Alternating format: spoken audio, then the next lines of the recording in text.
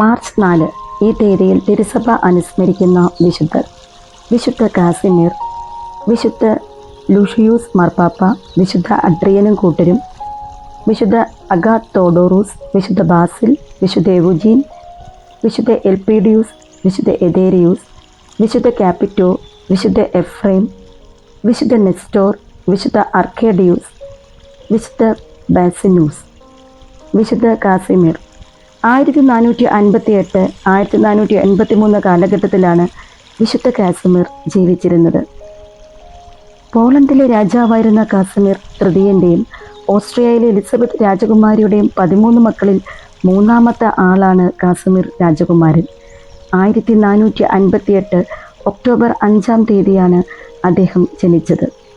കുമാരനെ പഠിപ്പിച്ചിരുന്ന Canon John ഡുഗ്ലോസോ ബാലനിൽ ദൈവഭക്തിയും പ്രാർത്ഥനാശീലവും പ്രായശ്ചിത്ത തൃഷ്ണയും ജനിപ്പിച്ചു. ജ്യേഷ്ഠൻ ഉലാദിസ്ലാസ് ബൊഹീമിയയിലെ രാജാവായി.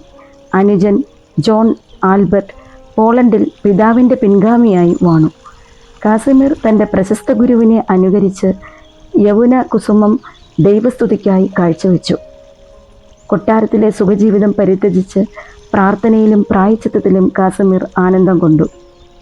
തറയിലായിരുന്നു അദ്ദേഹം ശയിച്ചിരുന്നത്. രാത്രി കുറേയേറെ സമയം പ്രാർത്ഥനയിലും പീഡാനുഭവ ധ്യാനത്തിലുമാണ് ചെലവഴിച്ചിരുന്നത്. രാവിലെ ദേവാലയത്തിൽ സന്യാസികളുടെ പ്രാർത്ഥനയിൽ പങ്കെടുത്തിരുന്നു.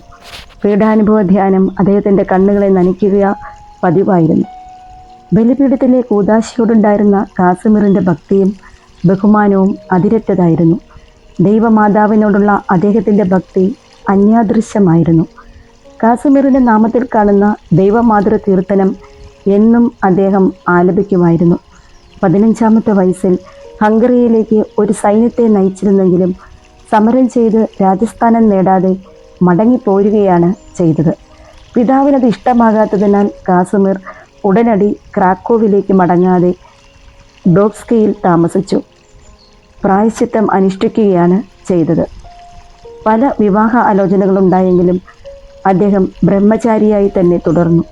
അജിരേന ക്ഷയരോഗം പിടിപെടുകയും 25-ാമത്തെ വയസ്സിൽ മരിക്കുകയും ചെയ്തു. ലിത്വാനിയയിലെ വിൽനിയസിൽ സംസ്കരിക്കപ്പെട്ട അദ്ദേഹത്തിൻ്റെ ശവകുടീരം അത്ഭുതങ്ങൾക്ക് പേരുകേട്ടതായി മാറി. 1522 അഡ്രിയൻ 6-ാമൻ മാർപ്പാപ്പ വിശുദ്ധ കാസിമീറിനെ വിശുദ്ധനായി പ്രഖ്യാപിച്ചു.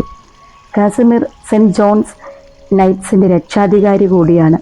പോളണ്ടിൻ്റെയും വിശ്വാസത്തിൻ്റെയും ശത്രുക്കൾക്കെതിരെ അദ്ദേഹം പ്രാർത്ഥിക്കപ്പെടുന്നു.